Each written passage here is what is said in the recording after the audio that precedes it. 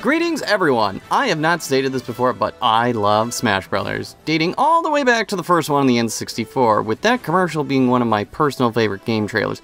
But game commercials are not what we're talking about today! With the impressive roster of DLC fighters added since launch, I wanted to make a quick list of characters I would personally want added. In terms of who I'd pick, my two stipulations are they can't be an existing assist trophy already, and they have to be from a new series. Although, Banjo was in a crossover game with Diddy, so there could be some room to bend the rules. So, Mario+Rabbids was a fantastic game from the Switch's early library, and while I wouldn't qualify the Rabbids various as quality humor, their obnoxious attitude did lead to one character in particular that stood out and would be a perfect fit for the Smashcast. Yes, it's the sassy self-diva herself, Rabbid Peach. Would Rayman have been a better choice? Probably. Can she get a little annoying? Maybe. Do I still want to blast and slide dash into my friends so I can take a selfie taunt afterwards? Sorry, what? All kidding aside, I think she'd be a great character being able to dish out blast bots, shields, and heals, making her a fantastic mid-range zoning character when played right. I guess you could say she'd be a royal pain. No, wait, come back! Since I'm not much of a PC gamer, due to preference, I never gave this game a shot back in 2017, but once the game hit the Switch, I loved playing it, and now I think it's time to throw some shade in Ultimate. I mean, the game is a Metroidvania Meat Boy love child, so the knight's basically pre-built for Smash already. The little dude has some magic powers and ability charms that would work perfect as attacks on top of his impressive nail art skills. Since he's a bug, I don't know how big he'd actually be, but if we can make Ridley smaller for Smash, I'm sure we can beef up the knight's height a little. Now, he doesn't really have much that would work as a final Smash, since his abilities don't get massive boosts, and the game is more about adapting skill.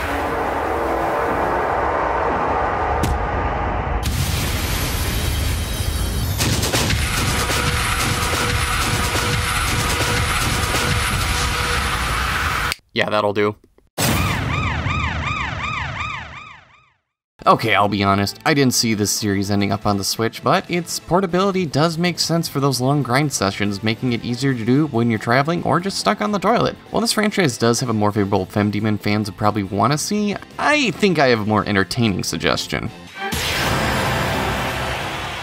The OG Meisters themselves, the Prinnies. For those not in the know, these aquatic avian kikus house the souls of the damned and they work off their sins in underworld servitude. And I think squaring off against the Smash Crew is going to be some great community service.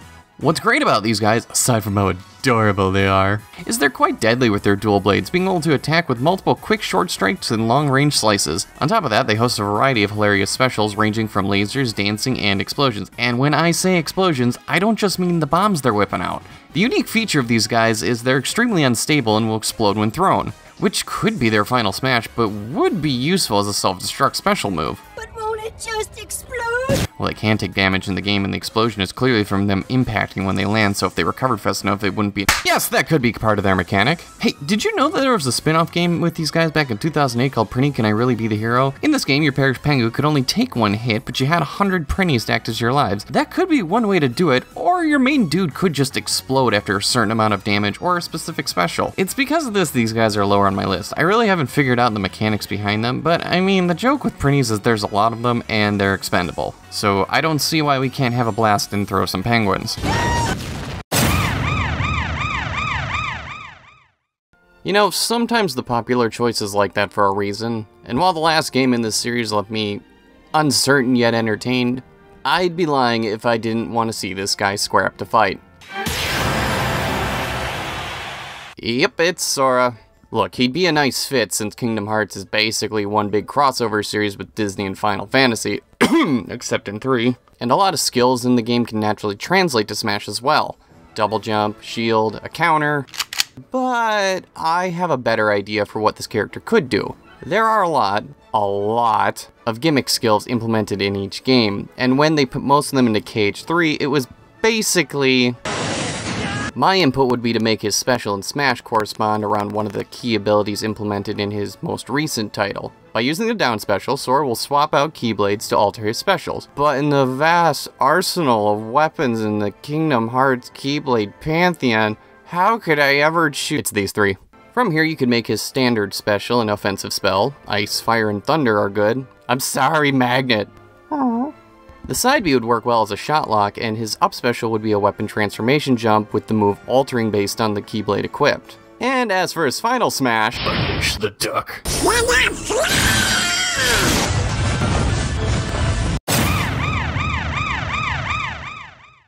I could have broken my must be from a new series rule, I would have put Wolf Link and Midna here and just called it a day. But since I can't, I want to keep up my snob gamer ruse in front of my friends, I better use one of my go-to series.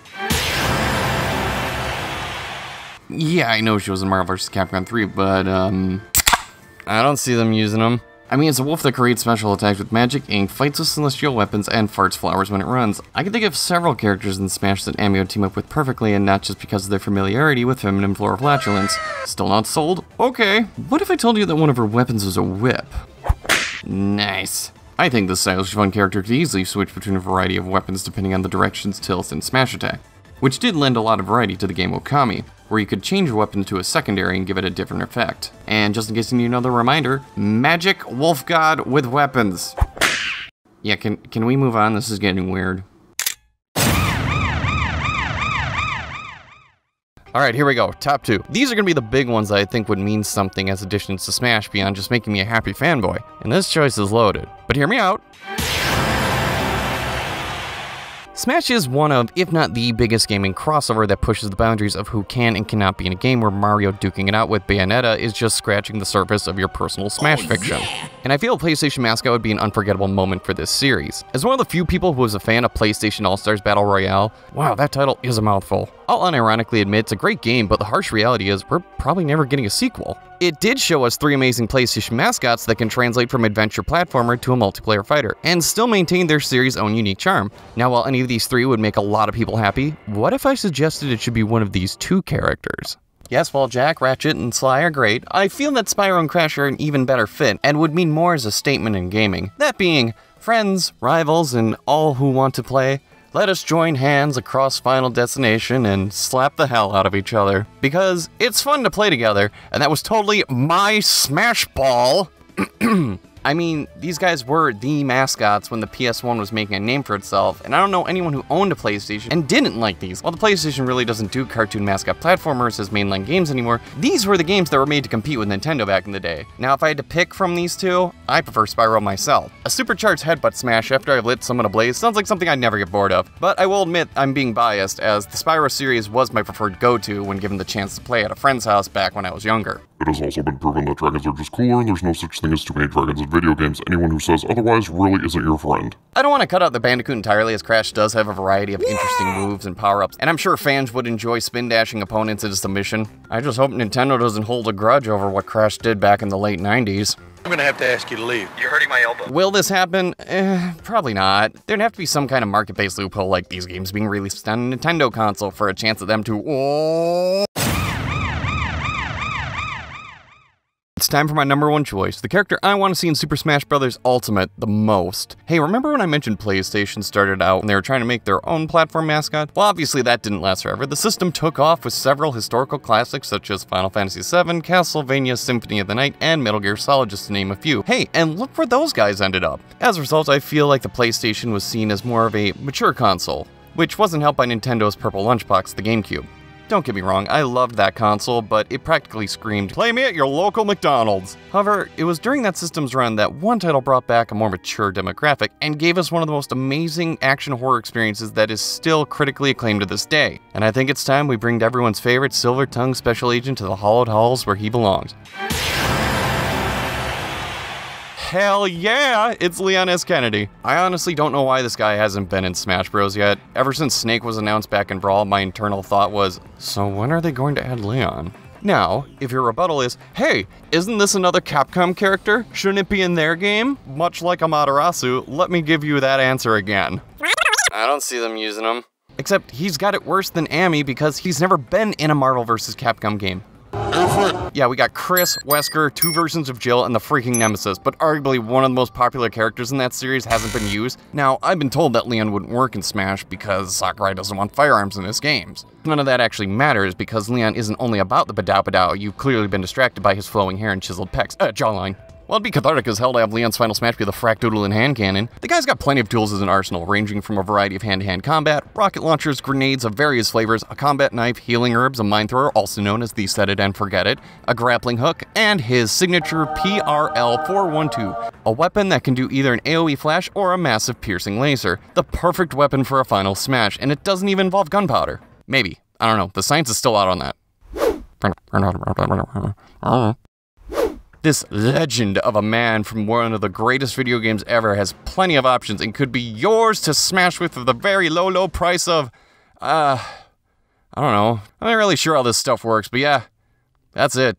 Just put Leon in the game already. Hey, big thanks for watching this video. I hope you enjoyed my personal list of characters I want in Smash Ultimate. Who are you hoping gets added? Because I'd love to hear in the comments below. Banjo-Kazooie I've wanted added for a long time. I'm loving how they play, and they're quickly becoming one of my mains in the series. If you enjoyed this video, please give it a like as it helps me out a lot. And if you're feeling really generous, I do have a Ko-fi, and you can throw some coin there if you want to support my work. Other than that, I hope you have a fantastic day, and I'll see you all next time.